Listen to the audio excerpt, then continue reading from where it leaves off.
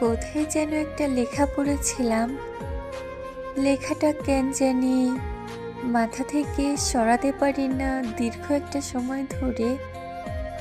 তোমাকে একজন পেয়েছে মানে আরেকজন কি বীভৎসভাবেই না তোমাকে হারিয়েছে। লেখাটা খুব ছোট, কিন্তু পৃথিবীর সমান বিশাল কথাটার গভীরতা। কেউ একজন দিনের পর দিন, মাসের পর মাস, বছরের পর বছর কাউকে নিজের করে পাওয়ার স্বপ্ন দেখে যাচ্ছে, অপেক্ষা করে যাচ্ছে, অথচ অন্য কেউ কোনো অপেক্ষা ছাড়া, কোনো সাধনা ছাড়াই তাকে নিজের করে পেয়ে গেল।